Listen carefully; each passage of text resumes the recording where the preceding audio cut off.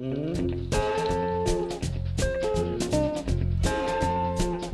is this for? This is a very cool art and literary magazine called How Journal, and the sales go towards helping homeless children with all sorts of things. You know, I mean, I think it's homeless children that have been affected by AIDS, and maybe just homeless children in general. But there's a lot of beautiful work in it, and I was really honored to be included. This is Allie Smith, by the way. I know I didn't really start that off very well, but this is Allie Smith, and I love her. She's like a photographer, and she's a writer, and you're blogging as well now. I guess I am. Yes, you are. My web guy convinced me that I needed to have a blog. I was like, who has time to blog? Everybody has to blog, boo. I like it. Like, you want to make your art, yeah. You want to live your life, and maybe you want to have sex or something. Do you know what I mean? Like, or you want to raise your child. Did you start as a writer? Did you start as a photographer? I started as a musician. Okay. And I was, from the early days, like 18 or whatever, in bands in New York, like punk bands and just CBGBs. Constant, going there, playing there, and photographing there. So it was kind of, they were wrapped in together, I'd tour with bands. My band would tour, I'd take pictures on the road, and it was always a way of sort of digesting what was going on. I'd take photos of other bands I knew, and they'd use them on album covers. So it seemed like the two were really entwined. I mean, that's it, right? Music and imagery. Yeah. No, I'm the wrong one. Everything is kind of connected to the music that I listen to. Yeah. And imagery is crucial to bands, right? Absolutely. It's all about that. I mean, video killed the radio star. Yeah, exactly. And so I did that for a while, and then I got in a band that was kind of successful called Speedball Baby. And that's when my music career, as it was, sort of took off, or was at least on the map. And that was a sort of, I played music and I took pictures and toured, and then Janeane Garofalo is an actress that I really, really respect, and I just think she's great. And I really liked her at the time because her comedy was all about how she's a bit out of the step of the norm. Totally. And she was the one who always got cast as like the ugly duckling. Yeah, but she wasn't. She had great personality. She's beautiful, and she was smart and funny. Well, I mean, come on. You know it, I know it, right? I grew up with a big nose. When I was little, there was no point of reference for that. Like you weren't Christy Brinkley, you weren't whatever else cute little button-nosed white girl was on a ski slope. There's no point of reference for what might be different and beautiful and okay. So you always grow up with your context. Do you believe that that's changed? I think it has changed, but just shifted to a different demographic, because it hasn't really changed. You don't believe it just has shifted. You don't believe it's really changed. I don't believe that it's changed to the point where there's beauty in everybody, or there's beauty found in all across the board, and everybody can feel good about themselves. I feel like there's no point of reference. There's no point of reference, and there's no market for that.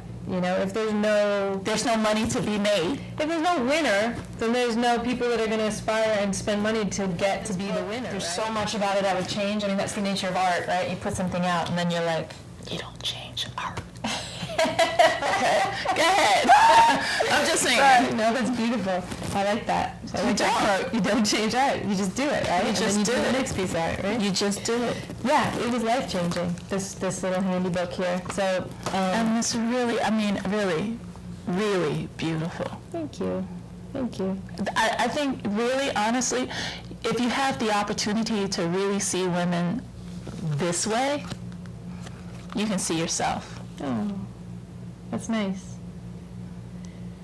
Well, you also said what about the common thread through your thinking is family. Yeah. Oh, I absolutely do. I mean, but I see that's my point. I see the beauty, I see family, I see strength, I see vulnerability, Good. Yay. No, I do. But in my class, I'm able to actually have these conversations that you aren't able to always have outside of it because it's not PC. And I don't have a filter, really. You know, and I know that, so I don't talk all the time, but when I do, I make sure I'm in the contents of that space. And I want them to feel like they're in that space, and so they can talk, work it out. 45 minutes, they're done. Yeah. And then they can come back that next Tuesday and have that moment. That's brilliant. Everybody needs that. Everybody needs We can't afford therapy. I remember thinking once I saw the pictures, I was like, if I saw myself the way she shot me, I could rule the world. That's so wonderful. That makes me want to cry. It's true. That's beautiful. That's beautiful. It's the main picture I have in my house right now to this day. That's very touching. So, I guess you accomplished your job. How do you feel about doing Momma Love 6 years deep? Because it's really obviously your life in this book. How are you doing that? I feel so married to it. I feel like I'm giving birth to it, you know, obviously. Yeah. It really is. It means so much to me because I cared before what happened to every woman in it and other women, you know. Now I care on a whole other level, you know. And I think I came at it before from a more philosophical, political stance, which was inevitable because I didn't have a kid. Right. And now it's, you know, I understand what somebody says when they're saying, I really understand what they say when they're saying how hard it is, but it's worth it. You know, I don't feel on any level that it's a cop-out saying like, oh yeah, right, it's worth it. You know, you have to make yourself feel good about it. Absolutely. You know what I mean? I get it now. So it brought more depth to the project, you know, but I want it to be done. I'm serious. What would you like Momma Love to give to the world? A sense of respect for what Momma Love is and the importance of it. A sense that women need support to be able to give it, and that it's not their duty to give it at the expense of being fully realized human beings, to be happy, healthy themselves. Loving your partner. Loving your child. Loving yourself. Okay, don't finish my sentences. I'm sorry.